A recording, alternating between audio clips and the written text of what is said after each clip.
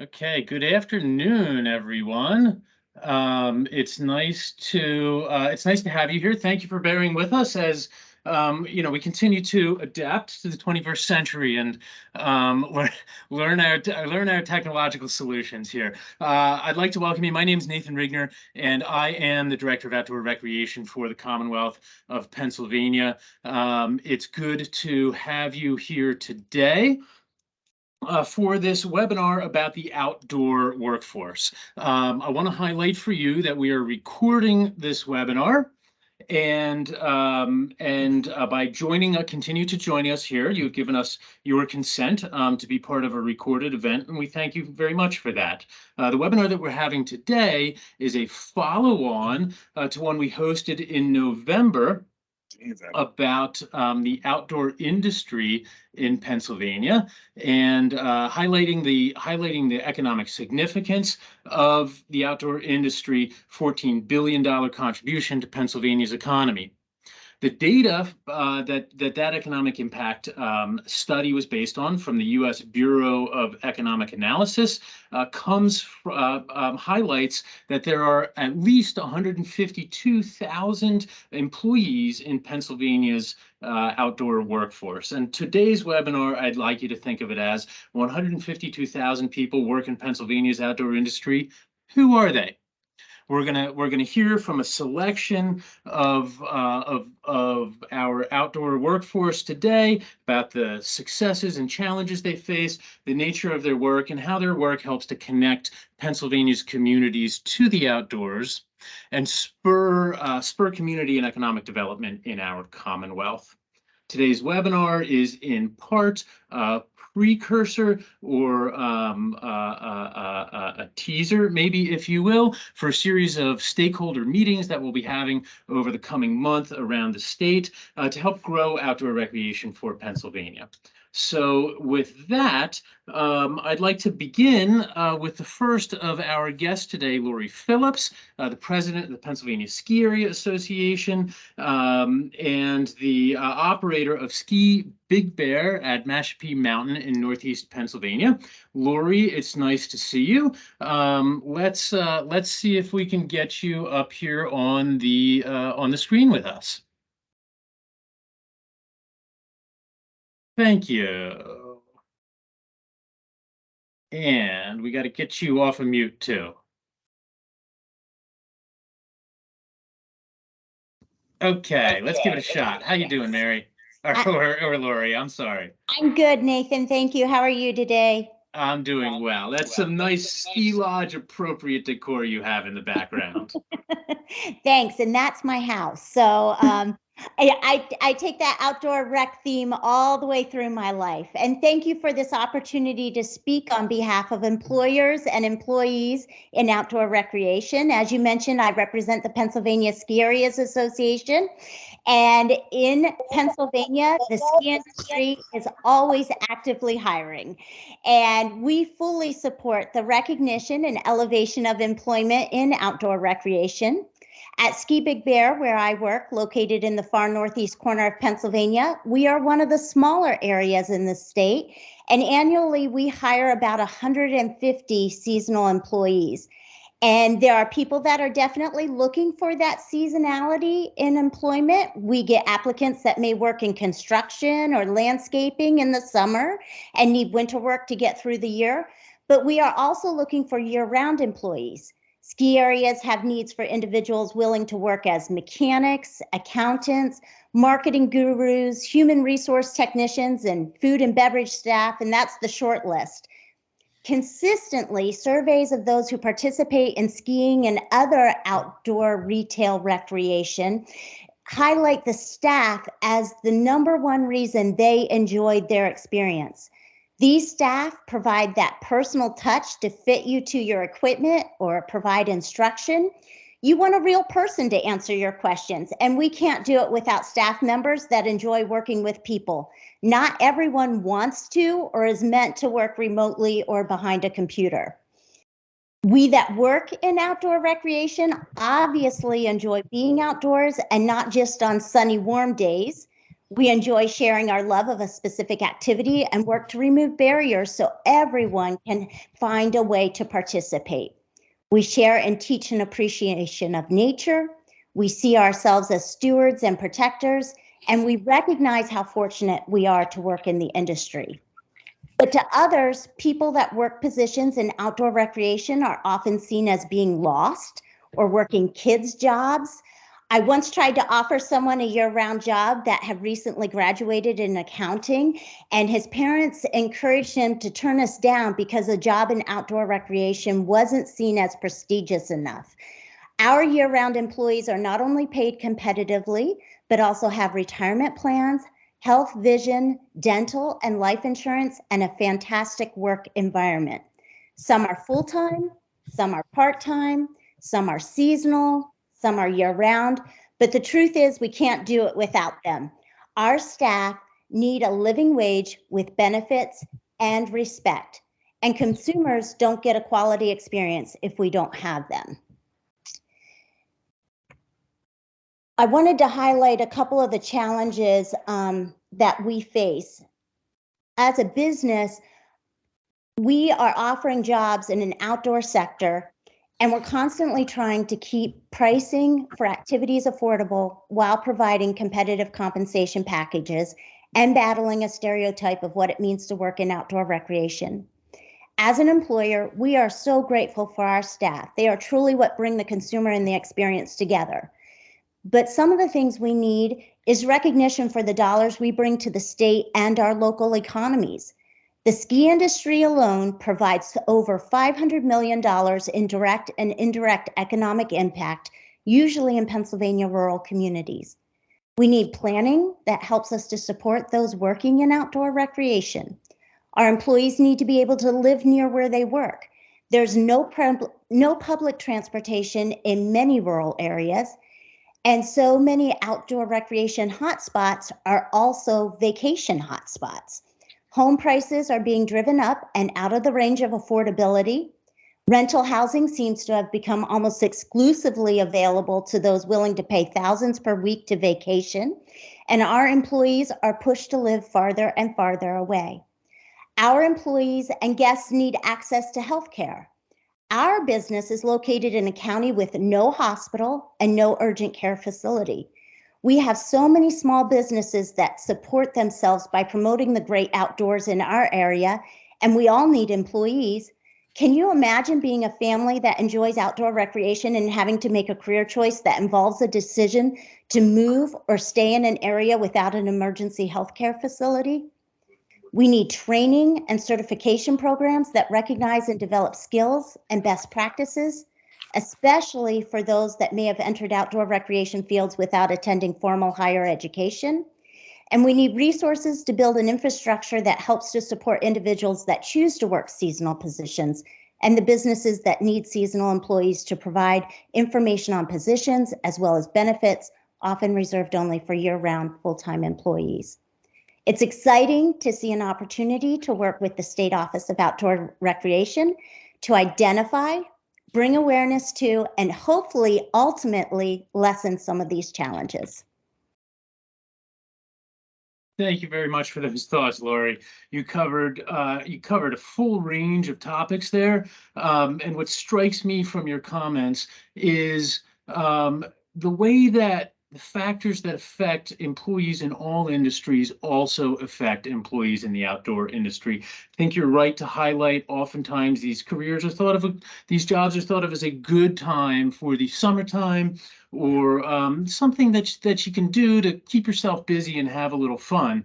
But in fact, there are families that are reliant on these jobs, and there are Pennsylvania businesses that want to provide fulfilling and economically productive careers through the outdoors. And we appreciate your leadership on that. Thank you. The next speaker who we'll hear from today is Mary Kolazar from Discover NEPA.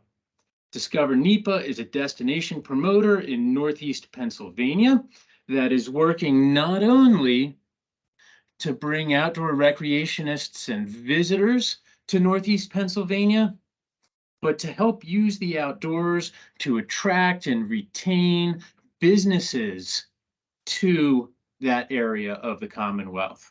So, Mary, as you're working to get the word out about Northeast Pennsylvania, I know that you believe that the outdoors are critical to having active and thriving communities, and that your work is closely connected to economic development in Northeast Pennsylvania. Will you talk a little bit about how the outdoors combine with your interest in promoting the area to help drive forward not only outdoor workers in that part of the Commonwealth, but to attract a competitive workforce for the whole area? Sure, I'm happy to. Thank you, Nathan, for the invitation to participate today, and good afternoon, everyone. So Discover NEPA was launched. We have a website and active social media channels, and we launched in 2018 to promote 10 counties in northeastern Pennsylvania as a great place to live, learn, work, and play. So we represent 10 counties, but more precisely, one great region. We are a fully funded marketing initiative of private industry, Miracle Commercial Real Estate Services. And from the onset, our goal was to create NEPA's first regional quality of life resource. We wanted our local residents to have access to all of the amenities and opportunities in the region that they call home. But we also wanted to create something that could be used as a recruitment tool for economic development organizations, local businesses, healthcare institutions, as well as our local colleges and universities. National surveys consistently reveal that quality of life is one of the most important factors in the site selection process. So by highlighting the natural beauty of our region and the businesses that make our area special, our aim is to help our local economy by attracting new residents and retaining our skilled workers. Using our one regional voice, we have created an all-inclusive, easy-to-use resource for anyone looking to discover what northeastern Pennsylvania has to offer. We are storytellers at heart and share our messaging in the form of articles, photography, and video. And some of our most popular content is that which promotes outdoor recreation, including our abundant hiking, biking, and water trails. The 17 state parks, 3 state forests, and numerous local parks in our footprint are a gift. We could repurpose that content every week, and we do, and our followers respond enthusiastically. We work closely with local business owners like Lori to help tell their story. And in doing so, we hope we're driving more customers their way. We partner with our friends at DCNR, with DCED, and our chambers of commerce and visitors bureaus to help promote their events and any special messaging. If our videos, photos, and articles can convince someone to get outside and enjoy the recreational assets around us, well, that's a big win. So as we continue to expose our followers to the wide range of outdoor activities available throughout our region, we believe we are contributing to the growth of the outdoor industry in Pennsylvania and overall appeal of northeastern PA. Thanks very much, Mary. I know that your work has been powerful for bringing new residents and new businesses to Northeast PA. I know I know that you, as Discover NEPA, are yourselves working with a team of very skilled content producers to try and get the word out and amplifying. All of the good work that's being done up in Northeast Pennsylvania. There's also similar work being done in Northwest Pennsylvania in Cameron County. I'd like to introduce our next speaker, Josh Zuckel, the Director of Marketing for Cameron County, who also serves a role as a planner in that county. Cameron County is in the Elk region of our Commonwealth, with a wealth of natural assets, trails, forests, rivers, etc. And Josh is the first person to occupy this role in Northwest Pennsylvania and Cameron County just recently. So let's bring Josh onto the screen here. Let me see if I can do that, if I have that power. There we go. Okay, now we're cooking. Hey, Josh, it's nice to meet you. So you're in Cameron County. You occupy this role for the first time there, and you're helping Cameron County prepare for the future. both economically and by supporting quality of life in that county to retain your youth and bring new people there. You're leaning hard into the outdoors for tourism, for entrepreneurial opportunities, and to keep your residents happy. Will you tell us a bit about the work that you're doing as a planner and marketer in Cameron County and how you're putting the pieces together to plan for the county's future? Yeah, absolutely, Nathan. Thanks for having me on. Can you hear me okay? All right, cool. So like Nathan had said, this position is relatively new from the county aspects. They decided to go with more of a marketing director because we have the opportunity here to attract people to this area that would be similar to other recreational areas that are across the state. And so whenever we talk about rural destinations, we all know that there's been a steady decline in rural destination as far as industry-based things. So first was our logging, then there was our dynamite, and Sylvania was started here, and then we went through powdered metal. So that we've always been industry-based, but this place has always been like just a place of respite and also an escape from the hectic daily life. And so we have in our current possession in Cameron County more camps than what we even have residential homes. So we know that it's a common ground for recreation. And something that can't be taken away from us is the land that we hold here. So presently, DCNR owns over roughly 70% of the lands. So in my position coming in here was the idea of how can we optimize those lands to create more attraction to our area. From before taking this position, I've been an entrepreneur for most of my life, and my wife and I have owned a restaurant for the past 8 years. So I have seen a steady progression over time of more and more people, especially coming through COVID and such, of them wanting to get away from the people being on top of each other in the urban areas and wanting to have ground around them just so they can go explore and experience nature. And I think that with the mental health and wellness aspect of life anymore, that there's a big opportunity for us to build on that platform for marketing. And the county owns currently right now 100 acres that we're working to promote for a dark sky area. We're also designated as an elk viewing area for what we have here. I feel like that we're, prior to my position, underutilized in those capacities to try to have people come in and help develop us so that we can actually bring more economic value, not only for the people who are living here, but maybe people who are wanting to move here. Over time, we know that our housing market has expounded and also, risen in a way that we're an attraction. So what I want to do is we have our new website set up, which is lookupcameroncounty.com. I would, encourage everyone to check that out. We're looking at it from a tourism aspect right now. And the way that I see that industry has left over time, I think that with the tourism side of things, maybe that's our new industry. As I said earlier, we've always reinvented ourselves and evolved over time.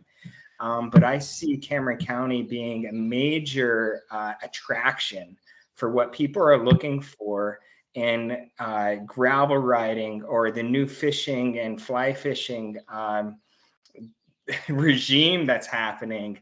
People are understanding what recreation can actually bring to their lives outside of work. So Cameron County to me is one of the best places to live, work, and play, because who doesn't have this idea of recreation right out their back door like what we have here? And whenever I think about it as an entrepreneurial standpoint, like I said, with running businesses outside of my current position, there's no reason why somebody else wouldn't be able to move here and, for example, open up an outfitter. We don't have any outfitter here in the whole county. And so if somebody is attracted here and wants to try to build a business, it's an open slate. So it's almost like a land of opportunity here. And then, just to close, I would say just the word recreation. If you go into the root word of that is creating, and it's recreating something. I think that's right where we are at in Cameron County. I'm so glad you went there. I just got a little goosebumps from that, Josh. Thank you. I'm so glad you went there, and I'm so glad you connected living, working, and playing together.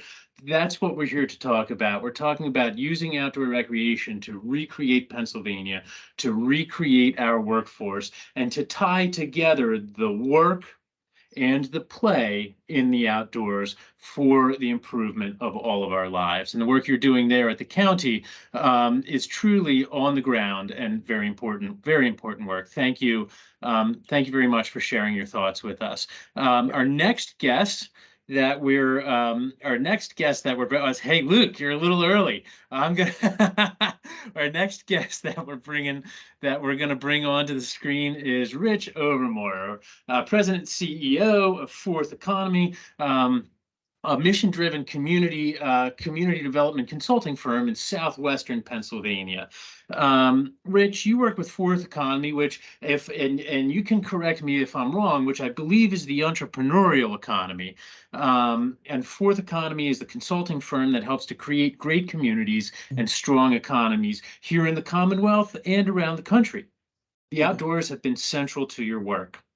I'd like to talk with you about how you and your colleagues apply an analytical and communications emphasis in your skills to help communities and counties like Josh's leverage the outdoors, realize their economic goals, and where you see the work of a firm like yours going in the future. Thanks, Nathan. Thanks for the opportunity to be here. And hi, everyone. So Fourth Economy, Nathan, you kind of got it. I think the entrepreneurial effort is certainly something that we focus on. I think at the end of the day, the Fourth Economy is really meant to be a better economy, really one that serves people. And so, our firm has kind of been on a mission for about 13 years now to really focus on quality of place as being the key economic development driver. Sure, there are incentives and, bricks and sticks development that happen, but we really think it's quality of place that can make the difference for communities.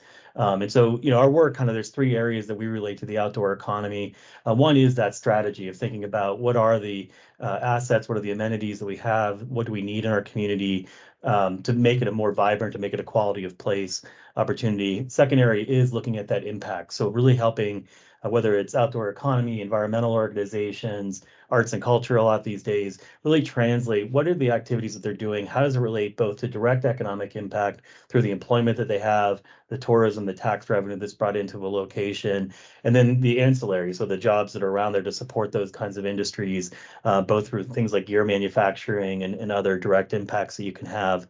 And then it's been touched on, I think, the talent piece. I mean, we've seen that throughout our work throughout the country, that the places where people are moving to are places that have embraced outdoor recreation, that really think about, the variety of assets that they have, make sure that they are quality assets. I think that's the one thing in a lot of communities, and it was touched on before, that we have opportunities in Pennsylvania, especially to upgrade the assets that we have and really make better experiences for people, create more of that stickiness that we want to see in having people invest and spend time in our communities. And then the final piece, yes, is that storytelling piece. I think, translating the economic impact into the narrative and the data that really articulates sort of why this is important.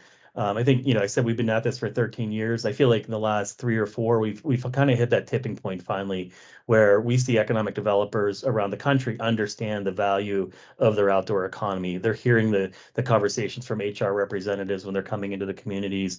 And so finally, we're at that tipping point where we're starting to see them also invest and really care for the sector overall. I think Lori mentioned a number of the good talking points I probably would have rattled off myself, but I think the key is thinking about the outdoor recreation as opportunity jobs. That in many cases these can be, good careers for people, good earnings in these communities, as well as lifelong opportunities for people as they progress through their careers.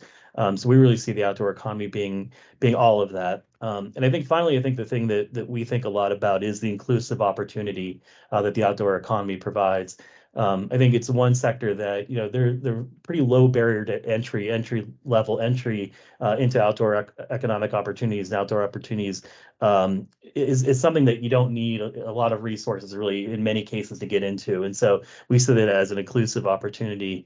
And then finally, I think it was touched on a little bit in the last conversation there about really this urban-rural opportunity. I think it's one thing that we've seen in a lot of the regions that we work, that there are sort of the core cities are embracing their smaller community and rural partners, understanding that there are those outdoor economy opportunities, whether that is the trails or the fishing or the agritourism, the brewery and the winery experiences and all that are things that regions are really starting to think about. How do we embrace that full package of our outdoor economy?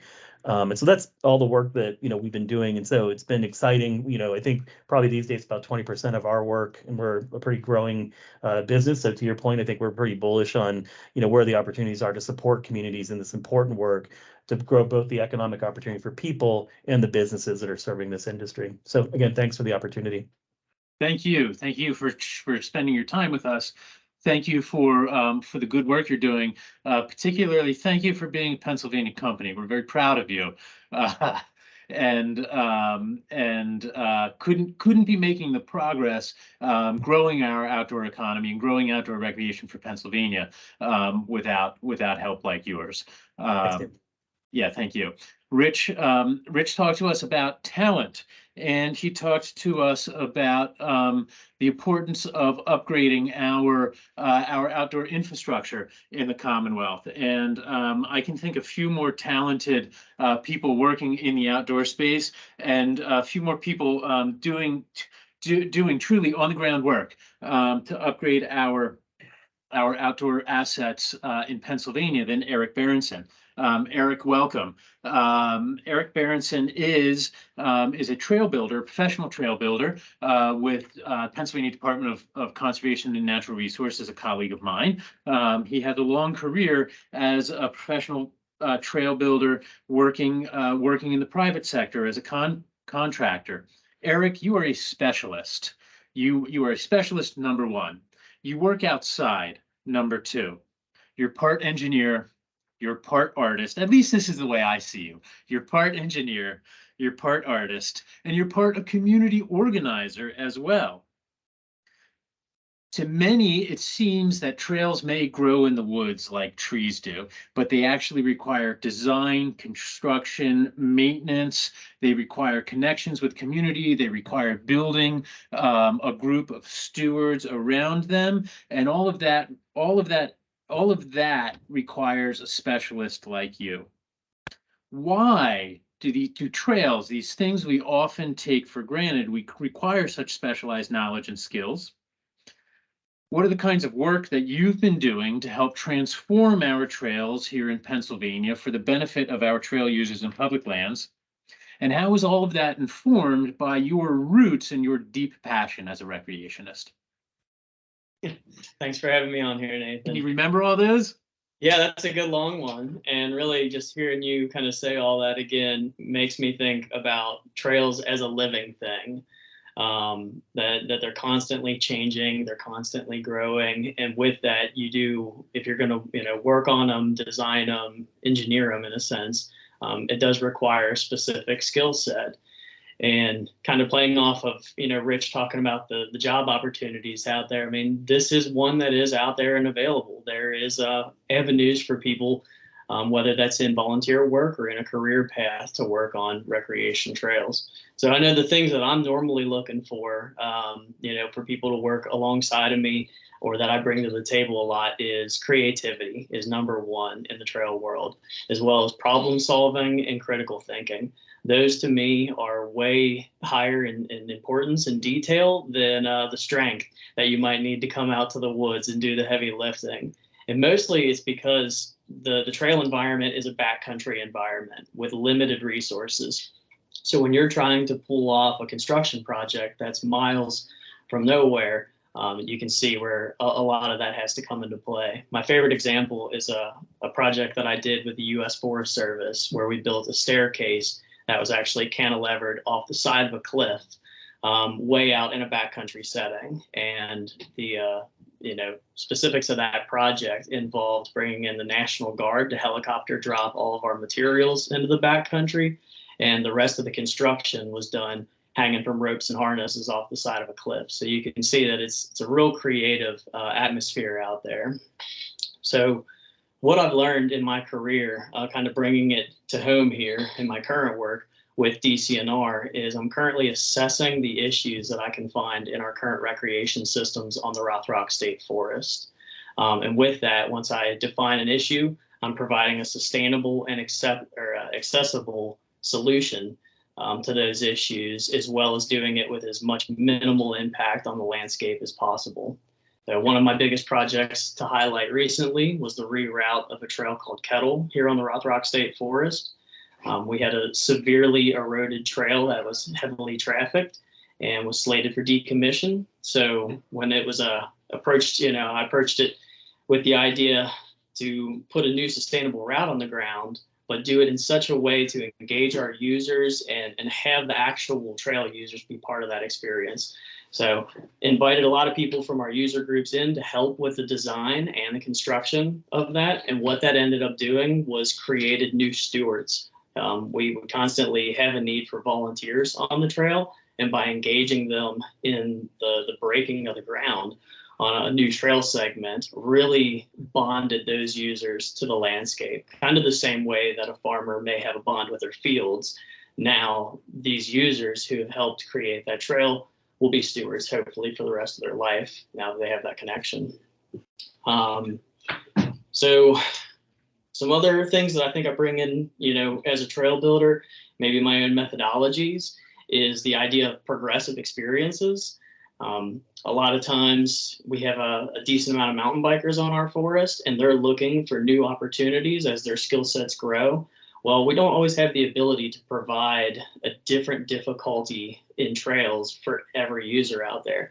But if we can provide a progressive experience on a single trail, that normally hits the nail on the head. So what I mean by that is, if you can find a way to arrange a specific set of rocks, let's say, on a mountain bike trail that's navigable by a beginner rider, but used as a technical feature for an advanced rider, you've now satisfied the needs of a broad spectrum of users all on the same trail, and it's still accessible to all those levels. And to kind of close it all off, I think you said, how do I bring this all together with being a recreationist myself, is really, you don't know what you haven't done. So we have such a diverse recreation group on our state forests here. And I like to think that I've dabbled a little bit in all the different aspects of recreation. So it's giving me the insight to understand what each one of those user groups really need and how I can hopefully provide that to them on our state lands. Yeah, excellent. Your job is what I thought I was signing up for back when I began my outdoor career. I thought I was going to be in the woods with a pair of boots on and some dirt under my fingernails, and here I am in Harrisburg at a desk. Yet, what strikes me is the combination of our work together is what's going to be necessary to take us into the future. You talked about combining natural resources with the recreationists in the greater central Pennsylvania area, and that for me is exactly what we're trying to do. We're trying to use our natural capital to build our social capital to better our lives. Thank you very much for your work, Eric. Thank you very much for your time today, and I hope you have a great afternoon out on the trail. Thank you. Our next guest that I'd like to bring up is Seth Castle, and Seth is the Chief of Staff, a new role in our Bureau of Forestry, a colleague of Eric's. And Seth, Eric talked about having a skill set necessary to work on trails and manage outdoor recreation. And I know that that something that the Bureau of Forestry is working on is examining the skill set necessary within the Bureau to carry it into the future. The same strategic plan that led to establishment of your role as a chief of staff is also highlighting an urgent need for more recreation focus and staff across the Bureau, recreation planners, trail builders like Eric, environmental educators. Building a new dimension of institutional capacity and a cadre of public service into an organization like the Bureau of Forestry is a tall job. Will you talk us through how the demand for recreation is affecting change in our state resource management workforce, and what we need to do as an employer? What do we need to do as an employer to advance outdoor recreation in the Commonwealth? Yeah, thanks, Nathan. Thanks for having me today. Happy to talk about those things. I think I could just answer that as we need more Erics. That's the simple answer. Let's clone him. Yeah, so I mean, so we're very briefly, our organization, we have about 500 people, and we're stewards of not only the 2.2 million acre state forest system that we're all very proud of, but also we have stewardship roles in the 17 million acres of forest land across the Commonwealth. And of those people who are stewards within our agency, our employees, we have a whole host. We have foresters and geologists and equipment operators and ecologists and fire foresters. We have a whole suite of different employees who help us fulfill that role as stewards. But we are starting to think in different ways about the skill sets we need. And you mentioned our strategic plan, and so we are finishing up our strategic planning process.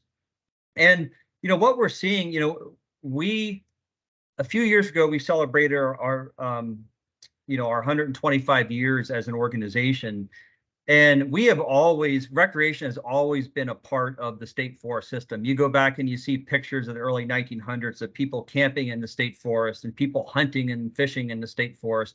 It has always been a value of society, but it's only increased, and the expectations have changed over time. And some folks mentioned the pandemic. Certainly, we saw more people coming out in our trails. I certainly saw it in the Weiser State Forest near where I live. Just a lot of people out enjoying what our state forest system has to offer. And it's not just in the pandemic; it's pretty much all across the state, and it's during all times. And there's good news with that, and that is people like our product. Every organization or business, you want people to like your product, and I think the good news for us is people love our product, and that is forests and the recreation that they provide. So that's a good thing. So then, as we look at our strategic plan, we are trying to look at recreation in maybe different ways as we have before. One is just that inclusive, being that sense of inclusion and being welcoming to all groups. And also connecting to all groups of people, making sure we're looking at all segments of society, all groups of people, different recreationalists, and understanding what their needs are and the different ways that they might connect so we can better serve them.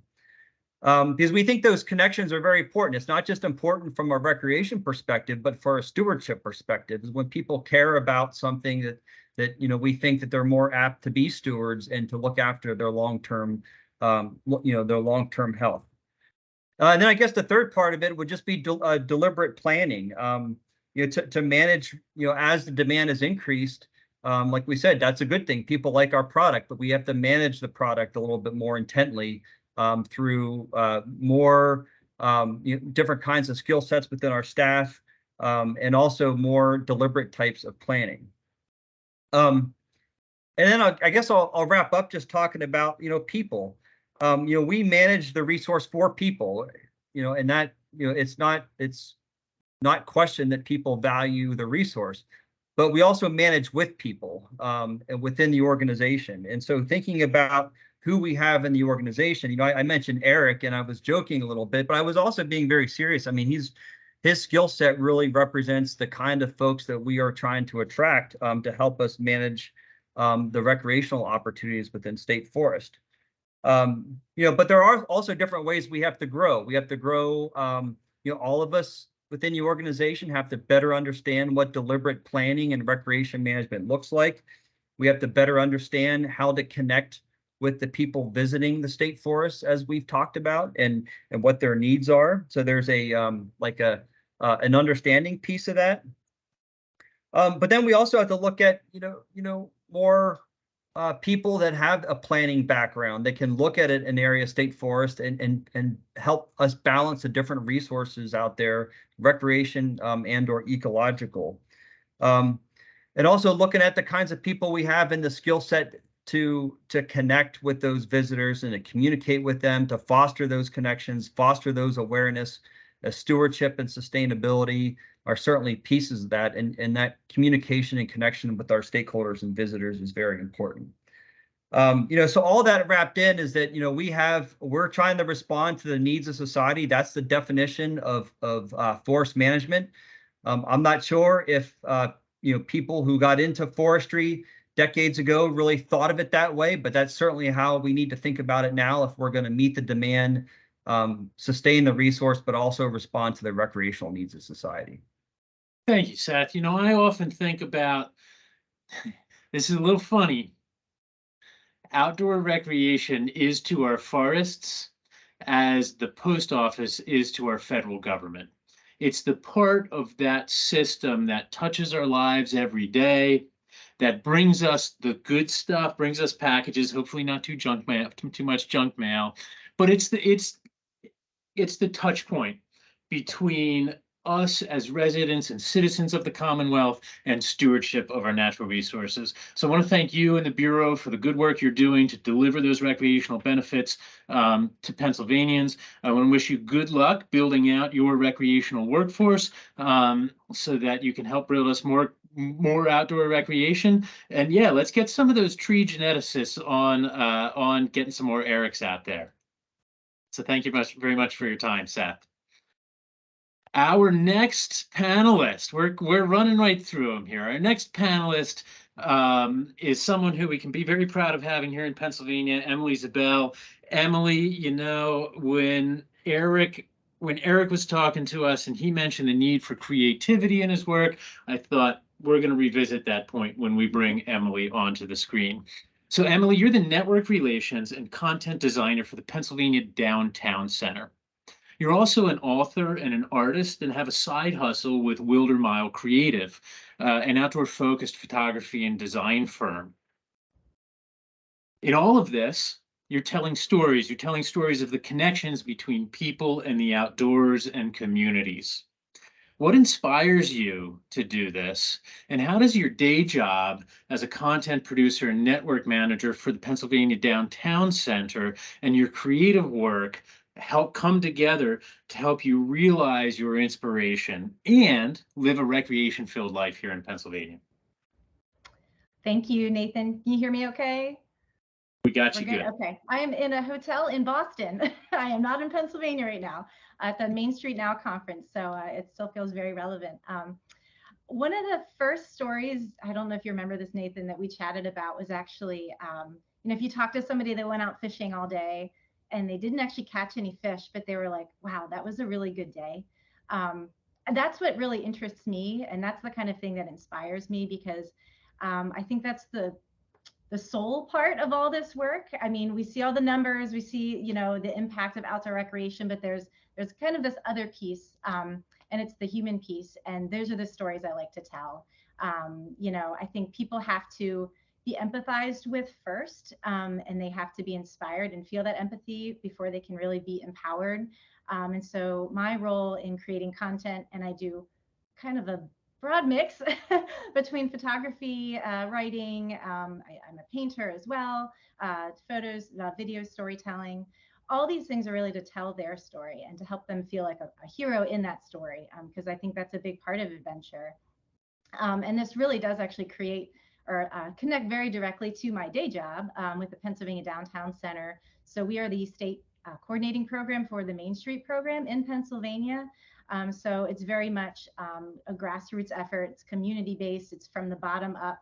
And a lot of our recreation in Pennsylvania and how it connects to those communities those communities are really who are going to feel the pressure of development, of these new things that are coming in, tourism, all these impacts. So I feel like there's a really strong direct connection between what I do with PDC and what I do with my creative work.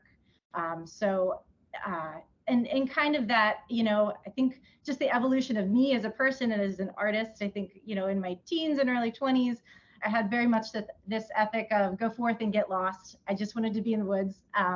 And now just as it's evolving and I'm like, well, how do I want my creative work to really impact the community and Pennsylvania at large, is much more of just really connecting humans to the landscape. So, you know, we do talk a lot at PDC about economic development, but I think what it really is it's cultural heritage. And recreation plays a really, really strong component in that. I mean, we've heard from now several panelists talk about the logging history, the history we have on our rivers. I live in Dauphin, Pennsylvania, and 2 years ago I did a video for Kitspo Cycling all about the Stony Rail Trail and, you know, taking my daughter out there and finding the relics of our history. I mean, we hunched down at an old gravesite cemetery along the Appalachian Trail. And, you know, it's just really, really, we have a lot of unique things in Pennsylvania, and I don't know that those stories have been elevated enough.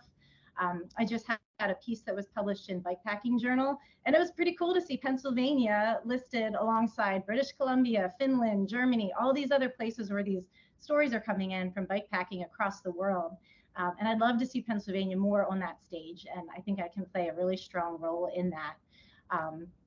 And another key part of this, I think, is that recreation isn't really, it's not just for the fit and the fearless. I think these stories can really help expand the decision-making table, and it can bring more people to the table. And you don't necessarily need outdoor experience to work in this industry. You know, even if we can just inspire others to just get out a little bit. And I just think in closing, because I kind of feel like I'm a rascal as a freelancer, kind of like this feral animal that goes out and seeks projects. And I think there are probably a lot more people in Pennsylvania like me than I even realize. And I just recently had an experience where I went to New Hampshire for the Mount Washington Backcountry Ski Festival. It's been going on for a few years, and they just added a component this year called Outdoor Office. So they brought in photographers, journalists, videographers, to work with professionals at the festival, documenting the festival, and then figuring out how to pitch these things to get into magazines and just other media outlets.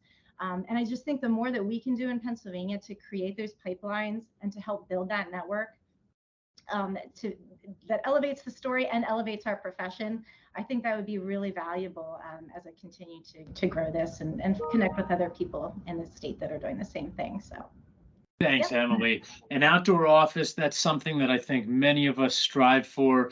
I know that a lot of your work is designed to inspire others, but what you are for me is an inspiration that we can find our own paths and create our own careers in this outdoor space, and do it by engaging our creativity and by engaging the things that are meaningful for us. Thanks for spending a few minutes with us today. We look forward to seeing more of your work featured around the Commonwealth and around the world. Thanks, Emily. Thank you.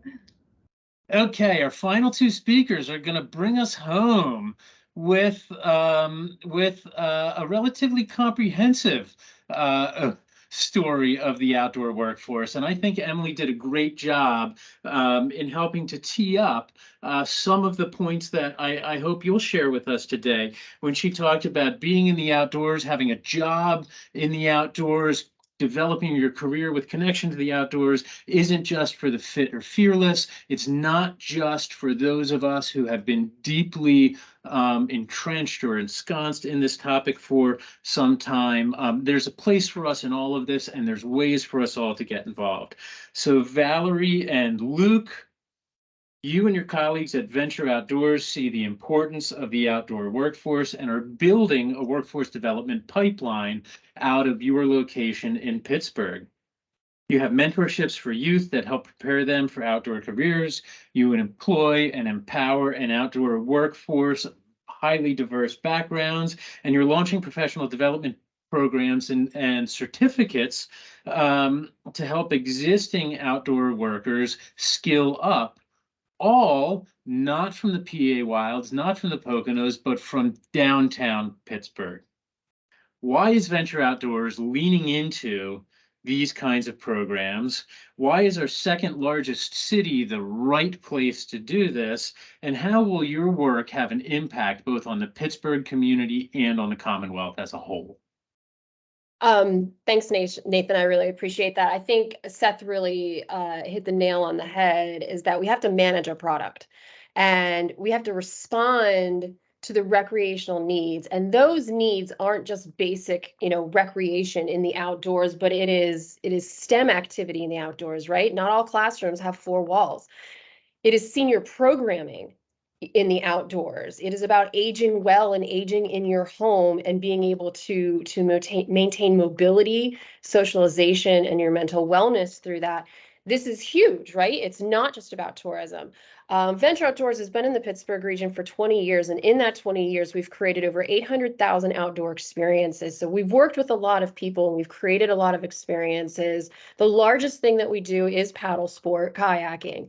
And 20 years on, we're recognizing that, hey, we're having a hard time finding the pipeline of individuals, and really an inclusive pipeline of individuals. So for us, it's about creating and helping to inspire a place of belonging in the outdoors, but also transitioning what we do, because, hey, they're even featured on this call. There are amazing for-profit and nonprofit organizations that employ people that do the thing outdoors, and that's awesome.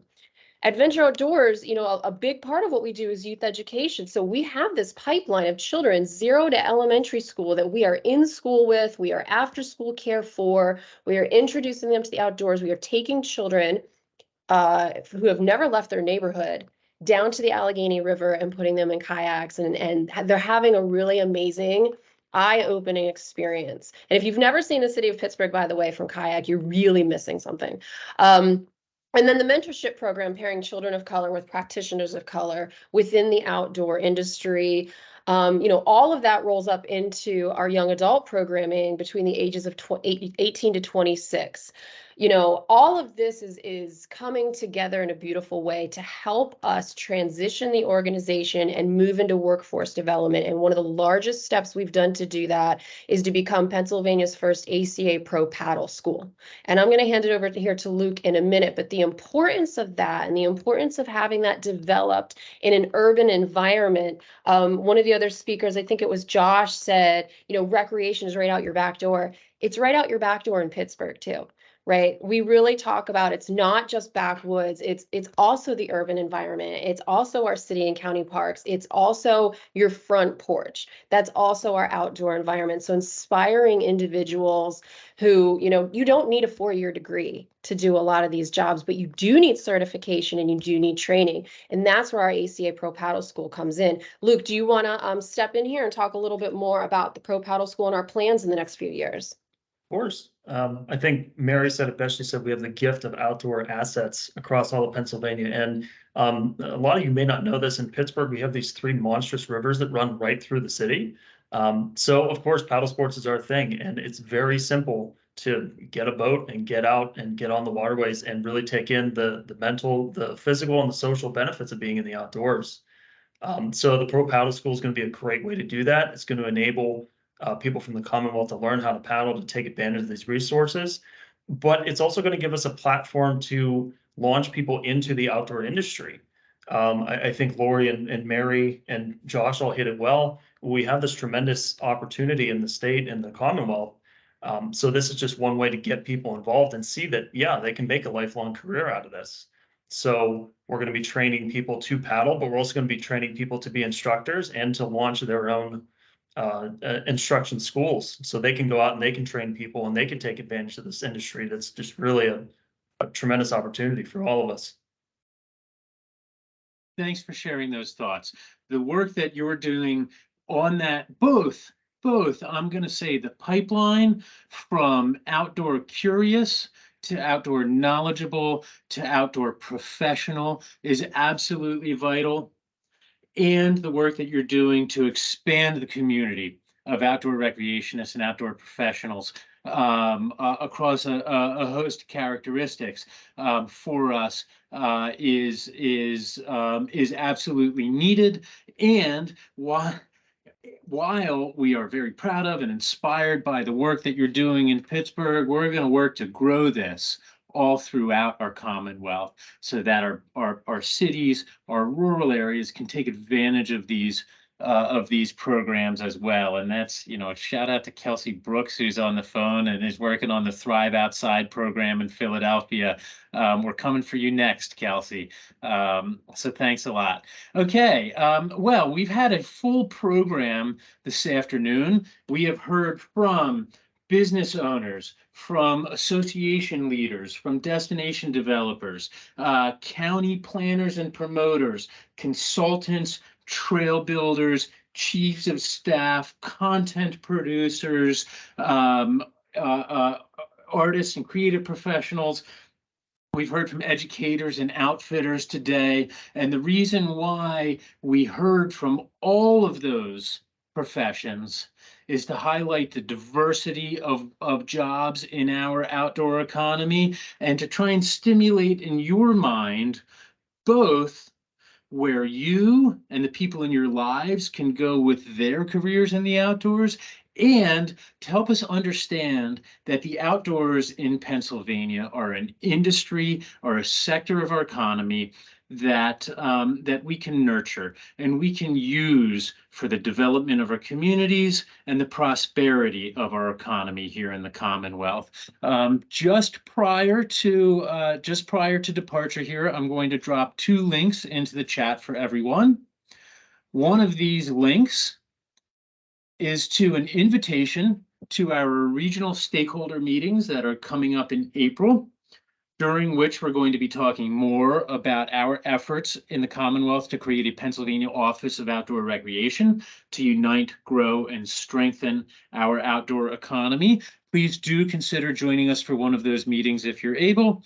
And I'm also going to put in a link to our webinar from the fall, Pennsylvania's $14 billion secret, an analysis of the outdoor recreation industry. So please, as we depart, please join me in thanking all of our panelists today.